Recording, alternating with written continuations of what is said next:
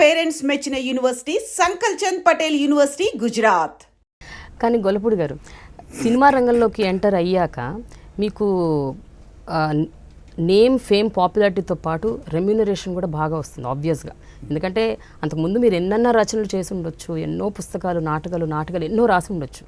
But you entered films, అసలు complete it's different dimension కదండి. నా జీవితంలో గొప్ప అదృష్టం చెప్తాను ప్రేమ. ఎప్పుడు నువ్వు నమ్మాలి, డబ్బు మీద నాకు దృష్టి లేదు.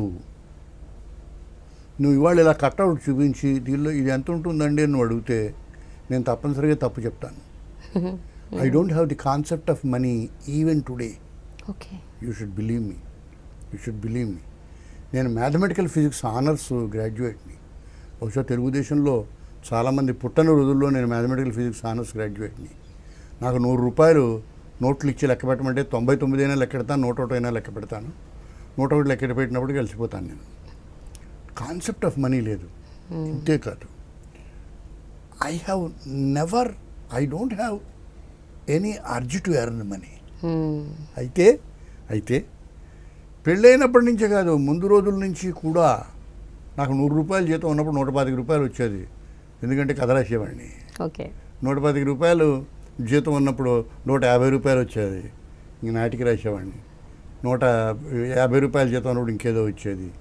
నాకు 1000 రూపాయల జీతం ఉన్నప్పుడు 2000 వచ్చేది. 10,000 రూపాయలు ఉన్నప్పుడు 20,000 వచ్చేది.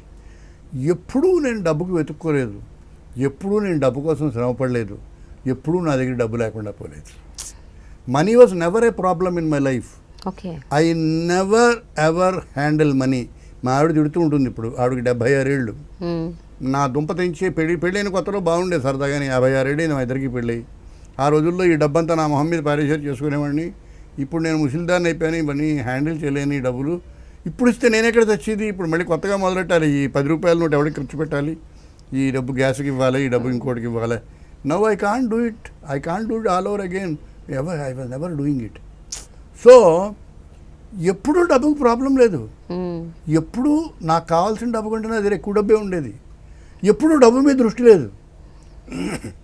ఇది గొప్ప అదృష్టాల్లో ఒక అదృష్టం. నిజమేనండి. So I never went after money. Money was always there when I wanted it.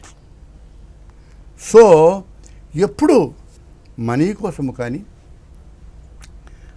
ఆదాయం కోసం కానీ ఎప్పుడూ నా ఆర్ట్ని కాంప్రమైజ్ చేయలేదు. అది నేను అదృష్టంగా చెప్పుకుంటా. డబ్బు నాకు చాలా వచ్చింది అంటే నాకన్నా గొప్పవాడు మహానుభావులు చాలామంది ఉన్నారు. ముఖేష్ అంబానీ ఇంకా గొప్పవాడు, ఇంకోటి మహానుభావుడు ఉంటాడు. But I was always a happy man, self sufficient man. I had that extra rupee in my pocket. I never longed for it. I know it is always there for the asking, but I always saw to it that I never compromised for that extra rupee that made what I am today. అయితే ఒక విషయం అండి, money was never a problem or money was never an issue or money was never important. I never chased money. It was there. నువ్వు నమ్ము, ఆ రోజుల్లో 10 రూపాయలు ఇచ్చేవారు రెమ్యూనరేషన్. నేను మాట్లాడేది మీ నాన్నగారి చిన్నతనంలో.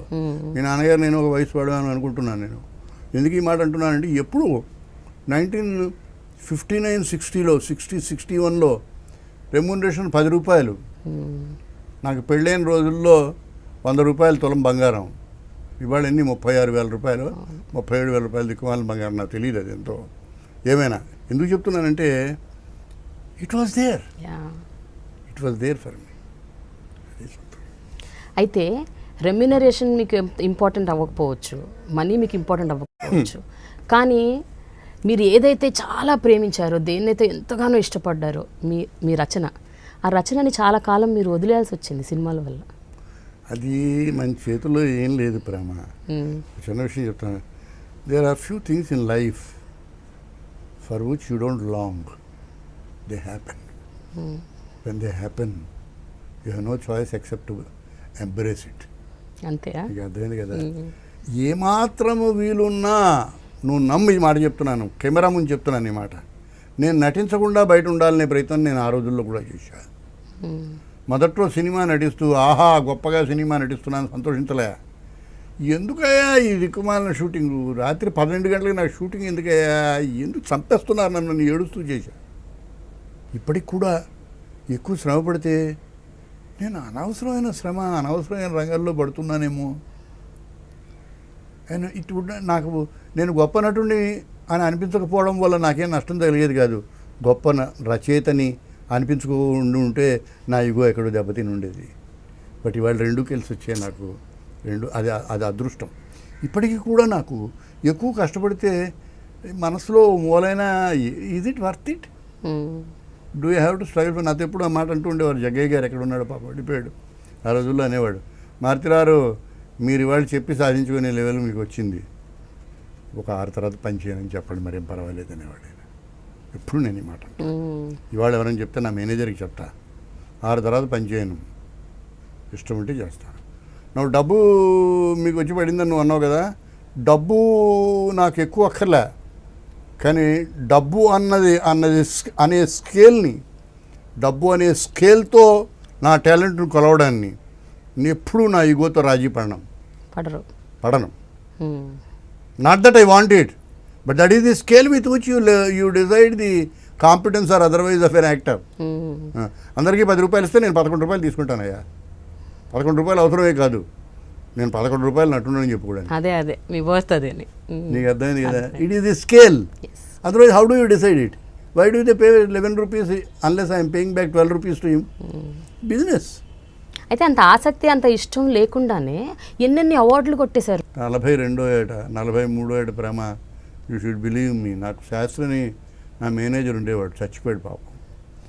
నేను చక్కగా స్నానం చేసి, నేను బీఎస్సీ ఆనర్స్ మ్యాథమెటికల్ ఫిజిక్స్ వాడిని, స్టేషన్ డైరెక్టర్గా పనిచేస్తున్నవాడిని, ఆఫీసర్ని, చక్కగా మంచి జీవితాన్ని గడిపినవాడు, హైబ్రో లైఫ్ని గడిపినవాడిని.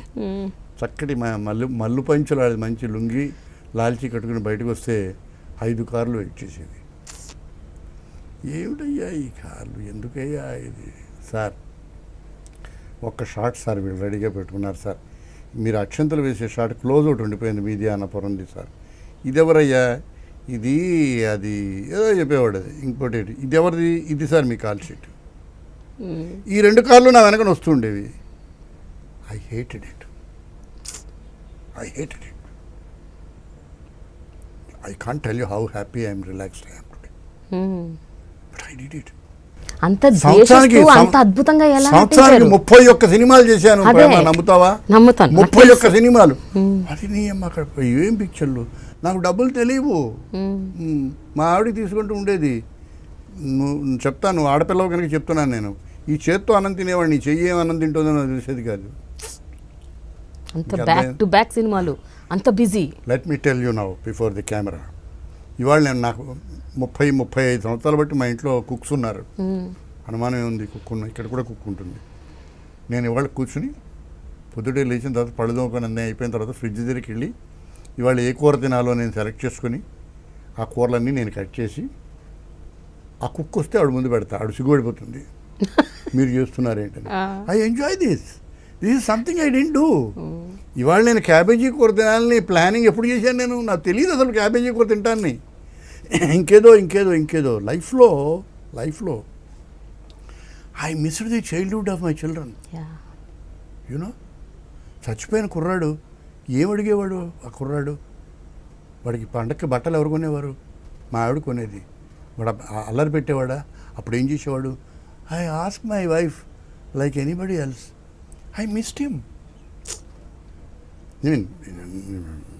మా అబ్బాయి జ్ఞాపకం వచ్చాడు కానీ చెప్తున్నాను కదా, I missed you in my first son, I missed you in my second sun.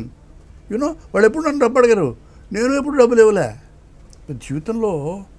జీవితంలో ప్రేమ, మనిషి నష్టపోయేవి 2 ఉన్నాయి. ఒకటి చక్కటి ఆనందంగా గర్వంగా ఆడపిల్ల అయితే నీ భర్తతో నీ బిడ్డలతో నువ్వు గడిపే life. It is your right, it is the sweetness of life.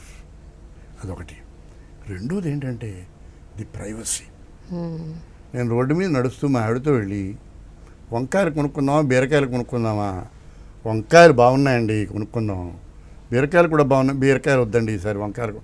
నేను మాట్లాడలేను. అక్కడికి కొంచెం పొగరుగా అయినా గొర్రెల బజార్కి వెళ్ళి నిలబడతాను. అయ్యా వంకాయలు తీసుకోండి అయ్యా అంటాడు వాడు.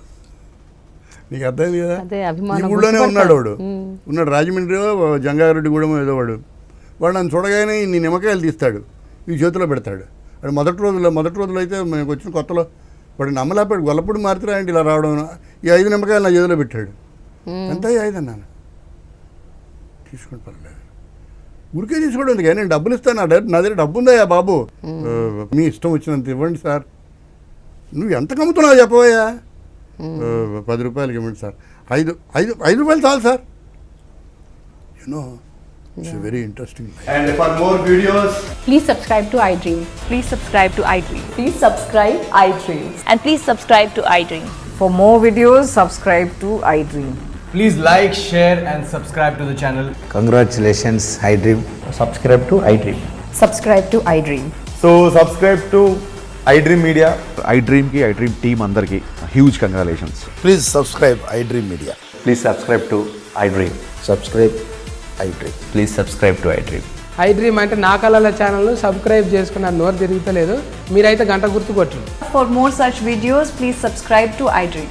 Subscribe to iDream. Please subscribe to iDream. Please subscribe iDream Media. Please do subscribe to iDream. Please subscribe to iDream Media. For best entertainment and information, please subscribe iDream. And don't forget to subscribe to iDream.